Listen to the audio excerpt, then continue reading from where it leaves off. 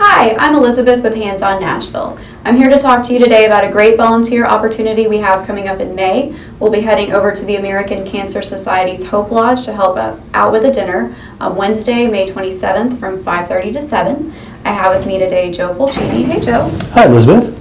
Thank you for joining me. Oh, thank you for having me. So, Joe, tell me more about the Hope Lodge.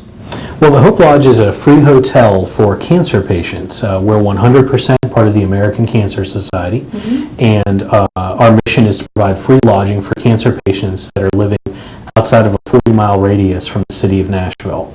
So instead of having to drive every day for 6 weeks to get your daily radiation treatment or chemotherapy treatment, we'll house you for free instead of trying to drive in for an hour or two or having to spend money for 6 weeks at a hotel. I know that really makes people feel much more comfortable. It does, absolutely. And one of the great parts about it is the community that's formed by the folks that are there. So that's the Hope Lodge. Tell me more about the dinner that we'll be assisting with. The dinner is actually one of the most important components of that community that's formed. Cancer is a very isolating disease, and everybody is going through the same experience together. And a lot of times at the end of the day, they're tired. They all come into the dining room, and there's a hot homemade meal made for them by great volunteers like the folks from On Nashville. And that ability to just kind of sit down and decompress after a long day at the hospital can really make a big difference for them. That's wonderful. So let's see some volunteers in action. People are always saying they want to give back. Once a month you can cook just, something simple or something elaborate. You can bring a salad, you can bring bread. It's just, total potluck, open to anybody, and it's such an easy way to give back, and it's so nice visiting with the people here that need us. So Joe, who can help out with the dinner? Do you have any age restrictions? We tend to like to see our folks ages 17 and up. It's a great opportunity for folks. It's a great after-work opportunity.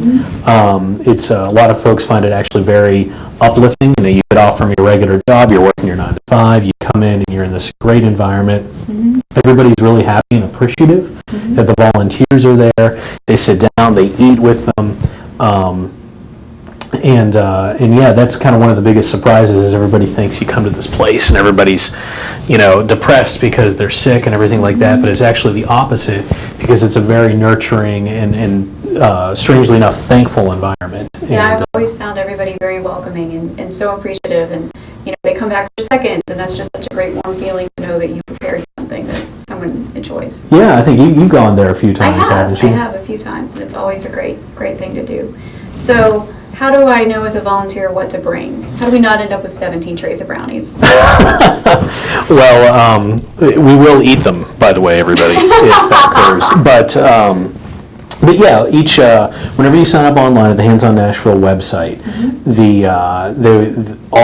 your email information is going to go to one of our volunteer coordinators.